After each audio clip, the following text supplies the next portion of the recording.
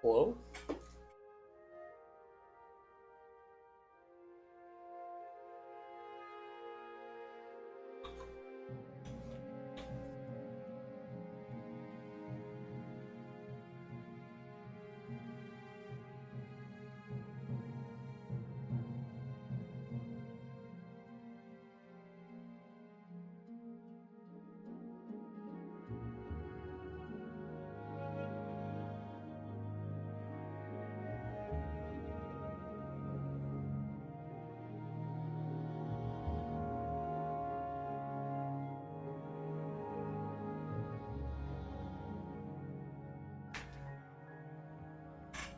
I just saw Michael's message. Pulse. Chill a little bit.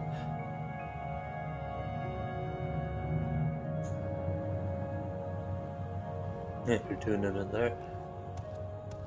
Anybody else?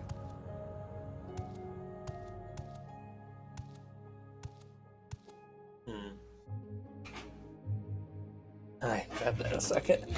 I'm gonna do a quicker video here today. I've got some things I need to do later in the evening. So I'll probably do a video today, or maybe a video tomorrow as well. What are we thinking? Check out this temple. Let's do that.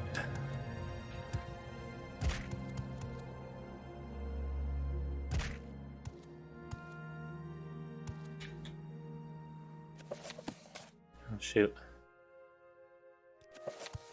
Overweight already. Sucks.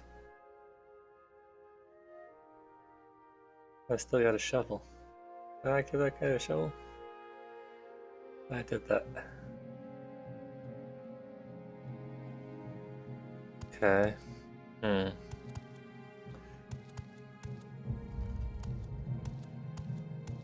Let's do this shrine real quick.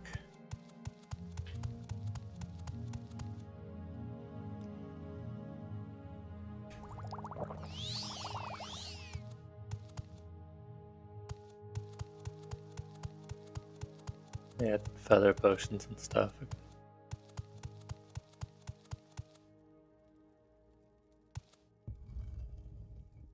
Hello? You're certainly nothing more than a bad memory. Just want to be friends. Spear.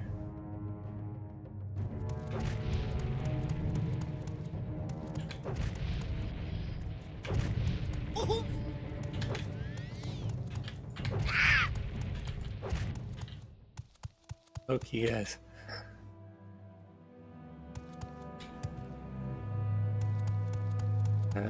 Wasn't really sure I wasn't expecting a spear. I see a golden sight though. Oh yeah. Tell me I've got a soul gem for him. 2 left. Okay. Wanna talk first?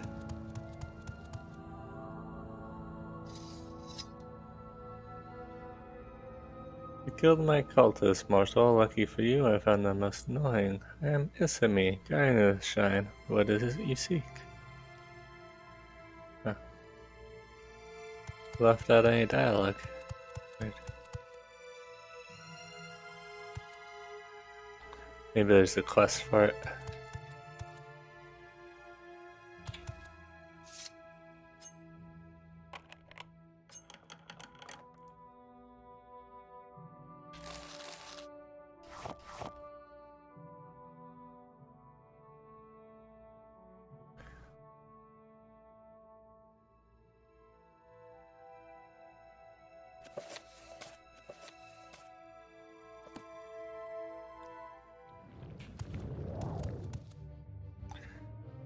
Okay.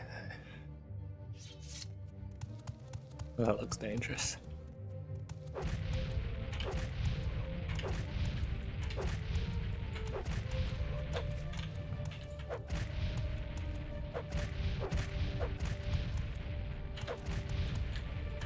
That sword away, champ.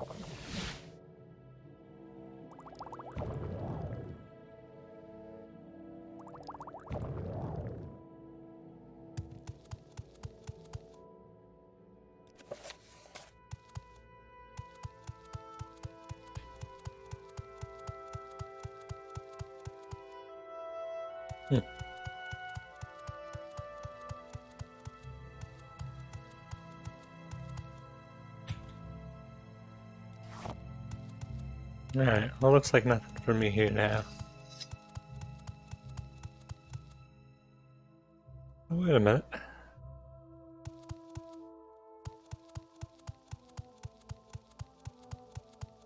Is a door over here?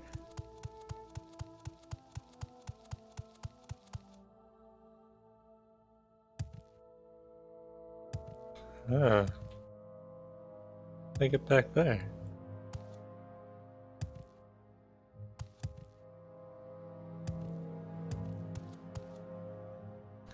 Use console commands, but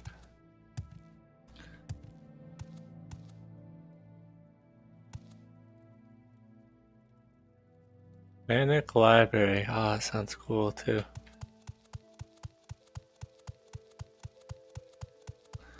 Wonder what quest sends me over here.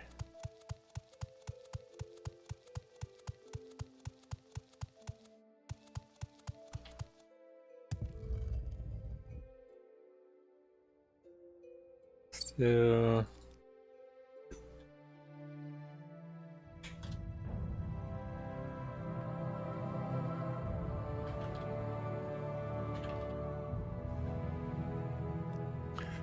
Go. Rare chance I'd come back to it and see.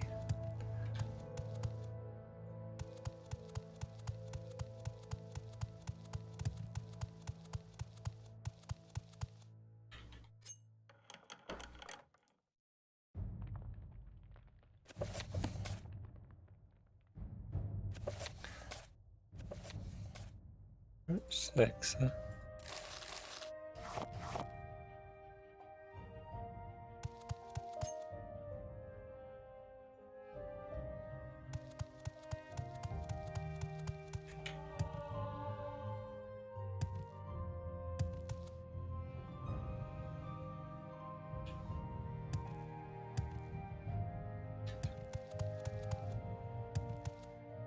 That's right, they got the speed skins. Take those.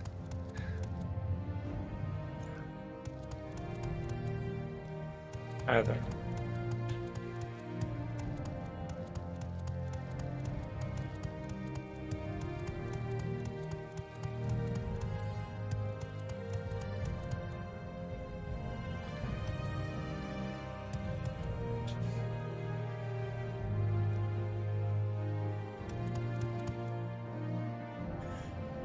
Which one was my jump? That's 8.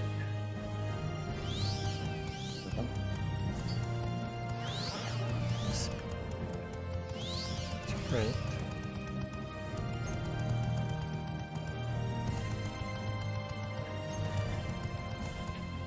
Okay.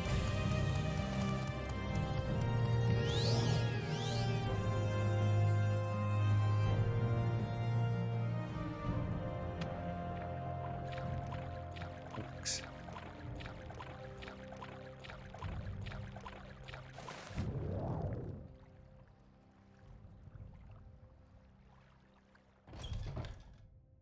Okay. Just in time.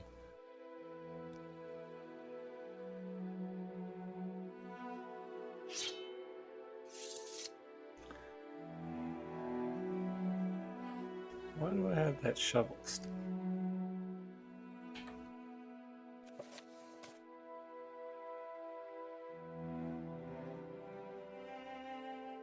Dance chameleons, just because I helped him bury the body? Or I just gave him the shovel?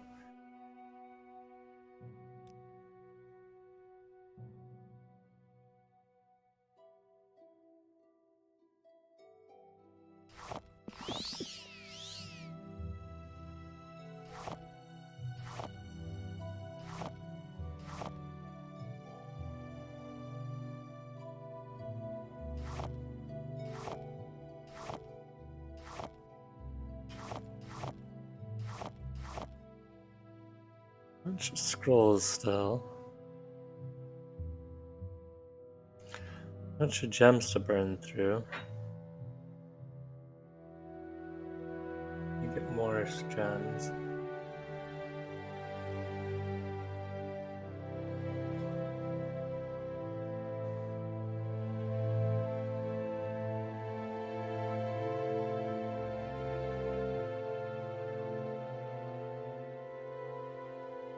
Books. Kind of surprising this is weighing me down though still. Probably a spirit right now. 45. Lots of spear to level up in. Endurance is already 98 though. No multiplier.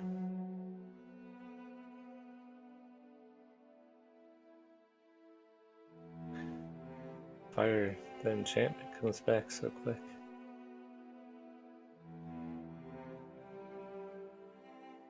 So it's 15 to 45, 20 time though.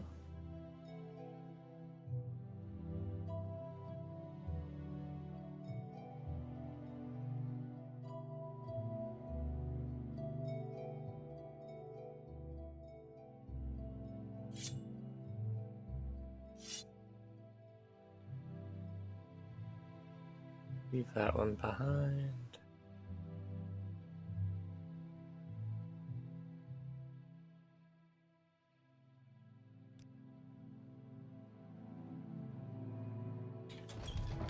You flatter me with your attention, Outlander.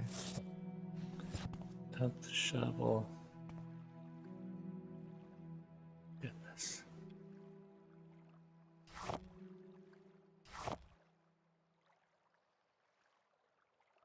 So much junk.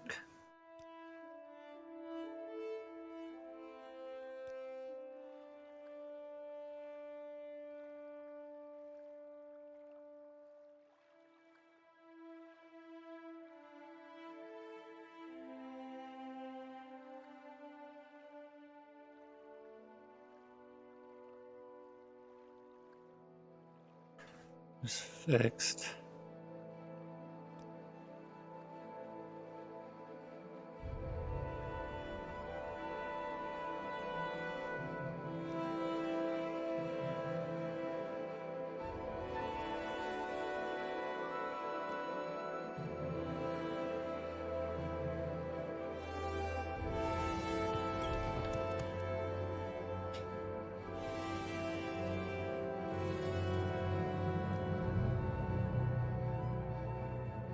And then I have a low thing up here.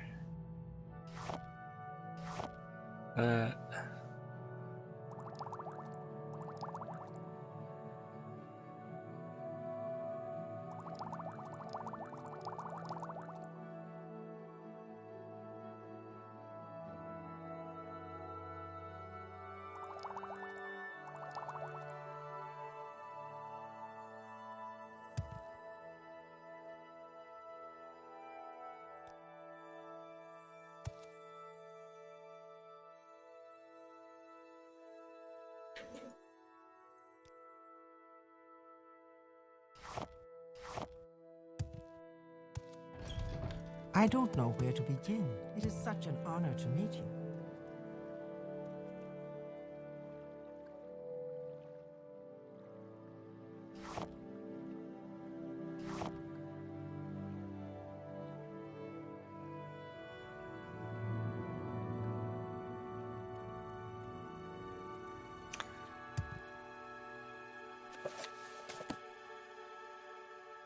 Emperors. Yep.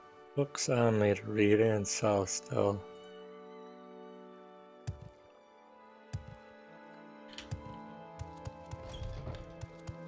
You got gold right now? Friend.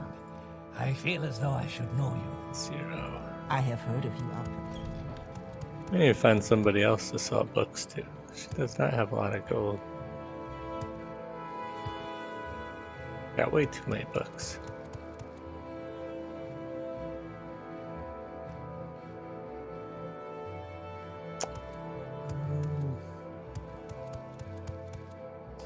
I already have stuff to sell over at Old Epinara. Let's just head over there.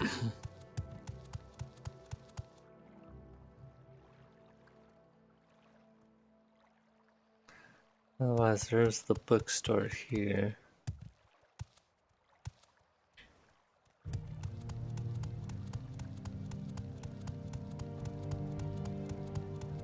Okay, the bookstore here. Far! Too far!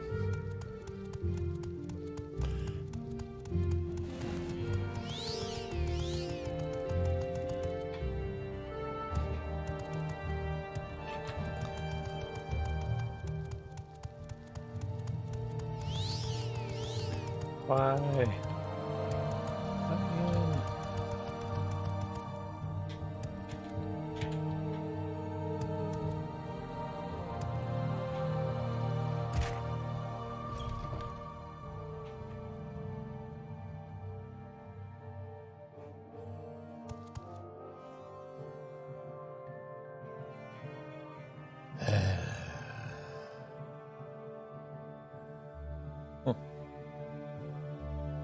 Happy to help. What's your problem? No problem. Which one? Which one? Go for the first one? Volume 1.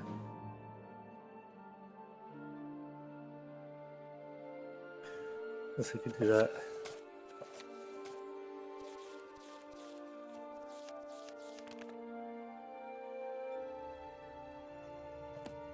Nah, I'll forget it. I'll read it again. Yeah, this is a quick one. Might have actually read this one. The Evils of Heresy. Melin Valarian Temple Scholar. Gosu Phalaris opens her essay on the importance of heresy with the maximum of the blessed Saint Olms.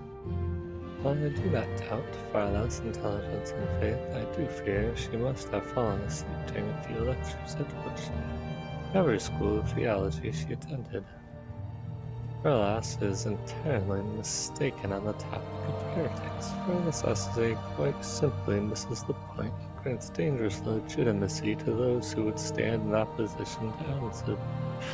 In her introduction, Farlas presents several hypothetical questions to her readers as if to suggest the questions are simply unanswerable. I shall attempt to respond. Who would test us if there were no enemies to the faith? Testing is not a requirement for the faithful to prove themselves to Almsev.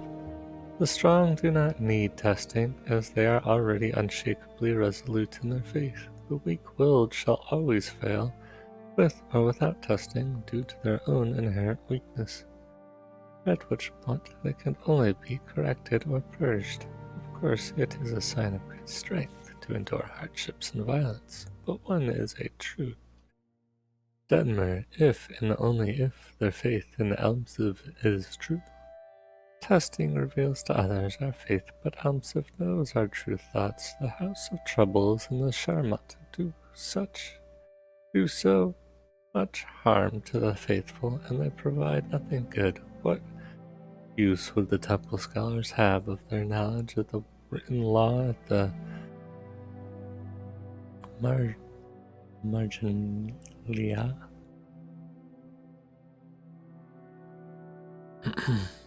Marginalia of the dissident priest were erased. Farlas is immensely mistaken about the role of scholars if she believes that our sole role is to combat the deluded descendant priest. We educate others about the law so they might live better lives which are more aligned with our divine law of Almsev. Our knowledge of the law promotes the general fallacy that the felicity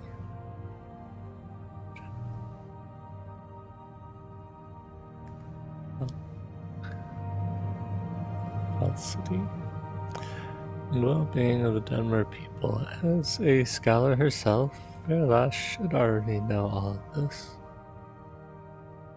She does not. It's quite troubling. The ordinators understand St. Olm's maxim very well, but it appears Farlas does not. The House of Coroners is a great threat to the Dunmer, and only by their faith in Almsev and their eternal vigilance are the ordinators of war able to root out the evil souls their fouls and purge them. However, despite what Farlas foolishly posit it is not the heretic's lifeblood which sanctifies the weapons of the Ordinators. It is their faith and trust in Alpsip which concentrates their weapons. Concentrates their weapons. This unbreakable faith transforms the slaying of evildoers into a holy act. It is not the heretic's evil which transforms their death into a holy service. Yeah, religious mumbo jumbo. I find the arguments most compelling, though. I wish to add my own interpretation. To speak heresy and thereby conquer it is exactly the basis of St. Olim's maxim. However, to do so successfully, one's soul must be fortified by the faith and arms of understanding heresy to combat. It is the concern of the Inquisitors and should be left to them exclusively. I wish to emphasize to the rest of the faithful, heresy is ugly in the eyes of Mamsa and should be avoided.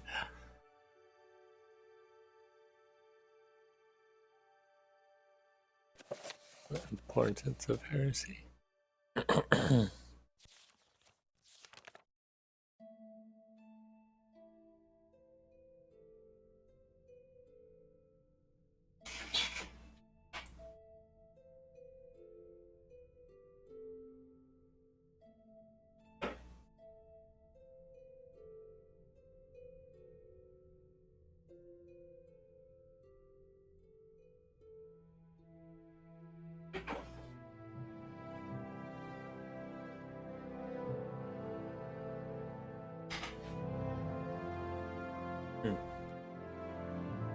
To purge the corners, one must first enter the house, the maxim of the six elements.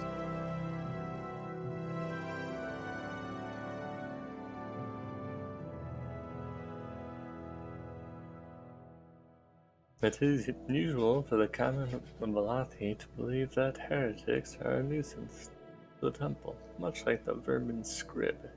What is a nuisance to a cranberry farmer? No, okay, well maybe. In their naivety,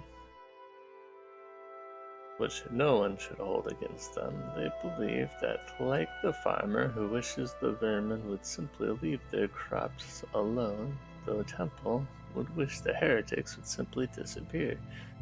Now, who is it who would test us, the strong and faithful, for our weakness if the house of troubles was no more? What other foe would there be against which the true Dunmer would prove their work? The Charlotte, his witness legions, had lain dormant for that time. What would be use for the temple scars if they're not erased? And parts of heresy is not simply preached, uncultivated. There's true policy, tribunal, the temple quarters. No one is a war, purge the ruin of Diedrich wickedness, burning the pages of madmen's manuscripts, and the breaking witches' skulls with spiked maces. They are considered to be performing a holy deed, yet if they were waging their war against common robbers, it would not be the same. It is clear that the act of war is not holy in and of itself. It requires the heretic's blood. It requires the heresy. There is holiness to heresy. It is the evil that is necessary.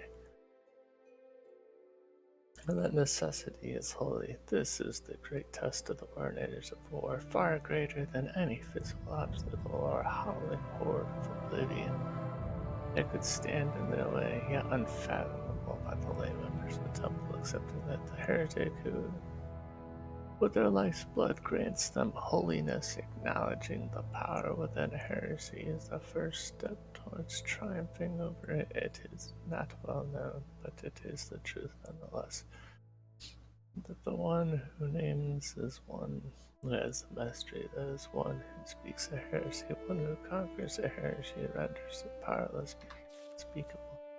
By those who would misuse it, that is the reason the worst heresies are recorded and kept under lock and key in the watchful eye of the wisest, more steadfast, deep inside the Necron vaults of the temple. Keeps in prison the images of the daughter, the apprentice, and immortal. That at the foul murder. This is the first heresy. That's a place I could go pick a lock at and break into there.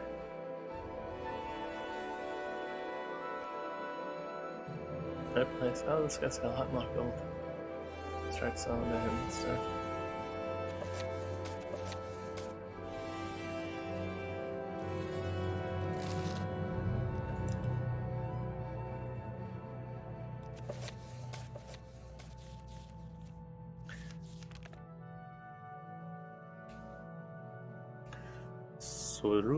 Ruin.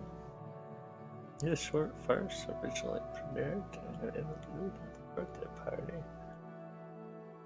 Lathar's RA House Allow Counselor 345 wanted to guess that Traverse East Empire Company really took offense at the play because he felt one of the two characters was based on him.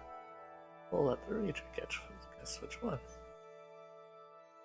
Setting is a cave high up in the Velothi Mountains, home to a clan of Malark orcs. On the cave wall is an impressive arsenal of barbaric weapons. On the stone floor there are straws spread, a few small bones. Bullock, an orcish chieftain, sits at a grinding wheel sharpening a battle axe. Basilis, an imperial insurance salesman, has climbed the steep steps on the mountainside and arrives at the cave entrance. Basilis out of breath. Hello? Bullock takes an uninterested look at the stranger and continues his work, grunting aside. His long climb before a skinny man. Is this a Malak residence? His home cave of Clan Malak. Vasalis catches his breath and approaches Bullock, his arms extended, attempting a handshake. Bullock ignores the foreign gesture. Basilis. Lovely. I am Basilis, marketer of the East Empire Company. Do I have the privilege of speaking with the head of this household? Bullock. I am Bullock of Clan Malak. What skinny man say that skinny man is? I am with the EC.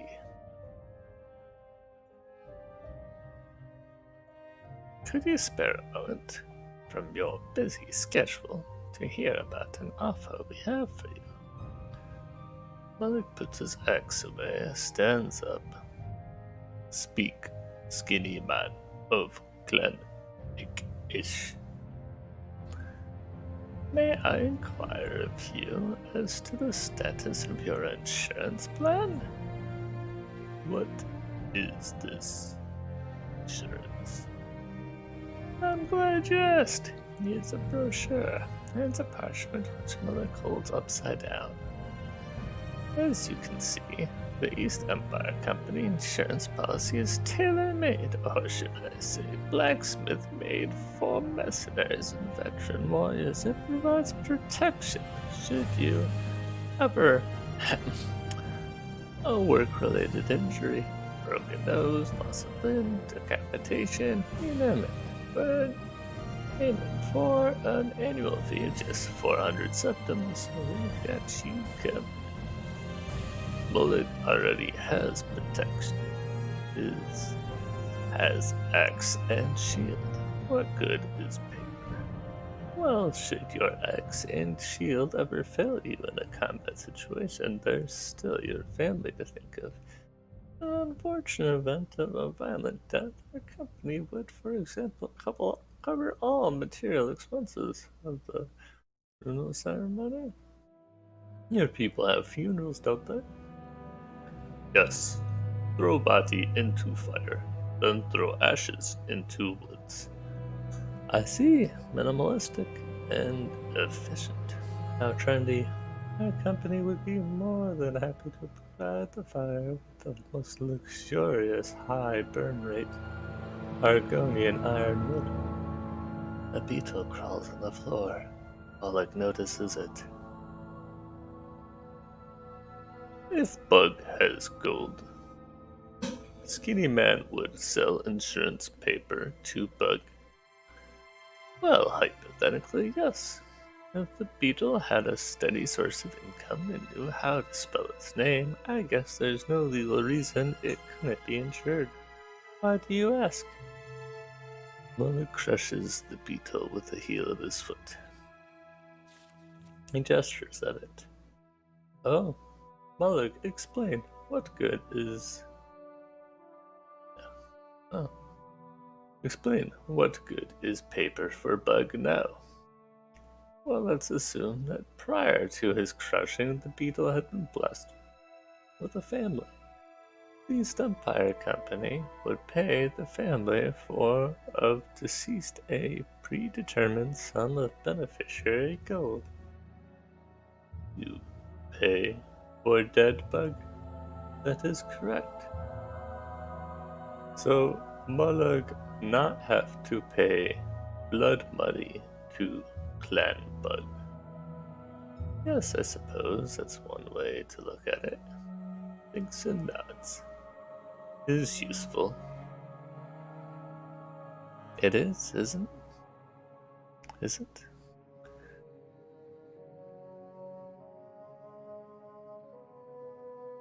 I see now you're as much of a man of reason as you're a man of action. So, my observant friend, how about we sign some papers now? Skinny Man has shiny boots. Well, thank you. Real tiger leather, you know. I used rogue wax on them. How kind of you to notice. Now back to the signing of papers. You have insurance? Why, of course. I wouldn't be much of an EEC representative if I didn't believe in... So, if Mullig kill you, take your shiny boots, and throw body into fire, Mullig no have to pay blood money to Clan Ekesh? That is amusing. You are quite the comedian. Mullig doesn't seem to listen. Eyes his weapons, leaning against the wall, grabs axe from earlier. Mullig knows no joke. Surely you don't mean Skinny Man. Run now. Both exit running. A scream is heard.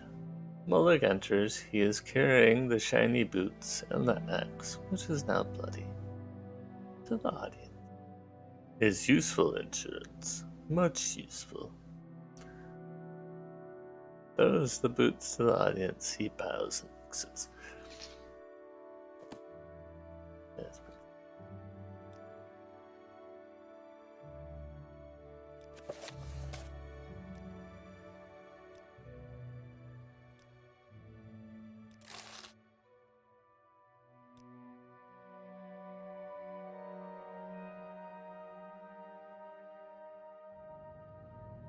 Probably put some of these letters away too. Starting to add up. Bits to burn.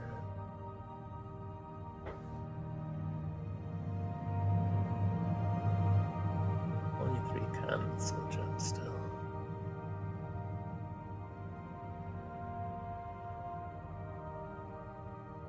Volume 6. That one. I think I've seen this one before. Take care, less power, enfeeble the fundaments.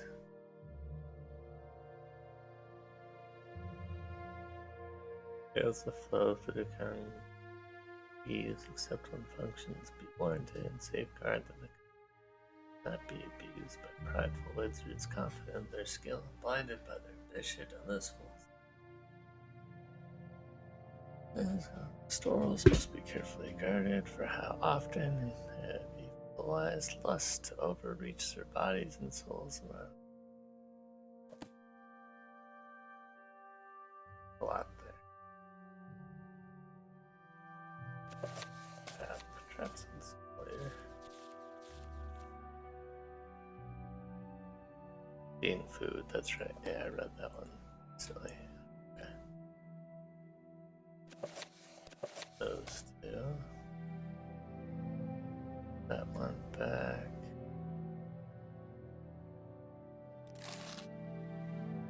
Cleansed of my books.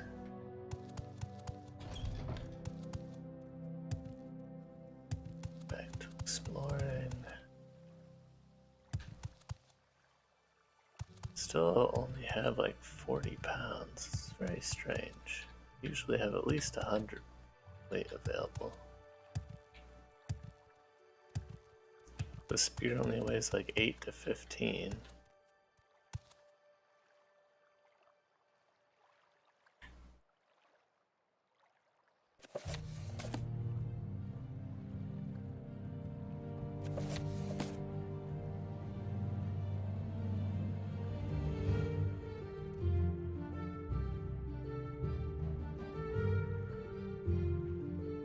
It must be all the soul gems.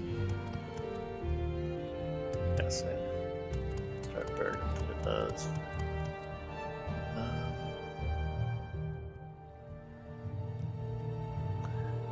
My teleport's over here somewhere. Let's start with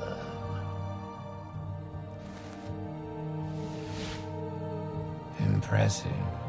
These clothes suit you well. Let's go.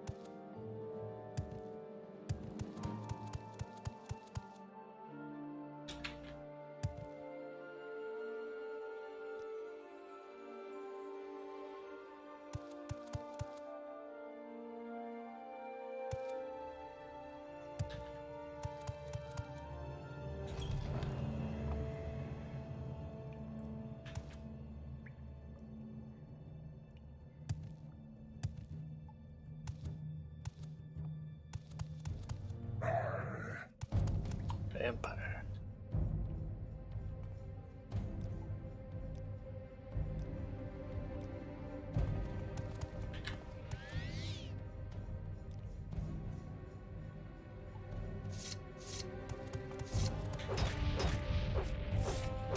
Hey!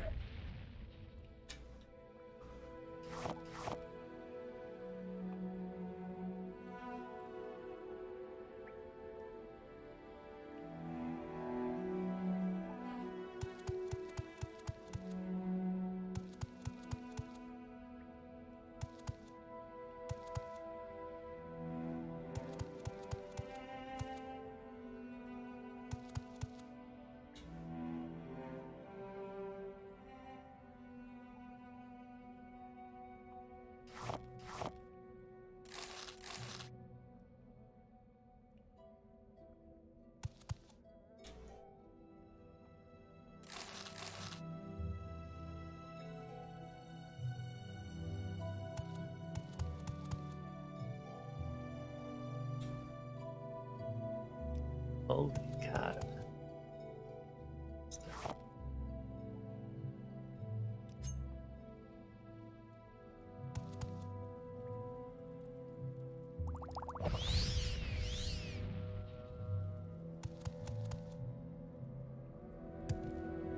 Oh. Tricky.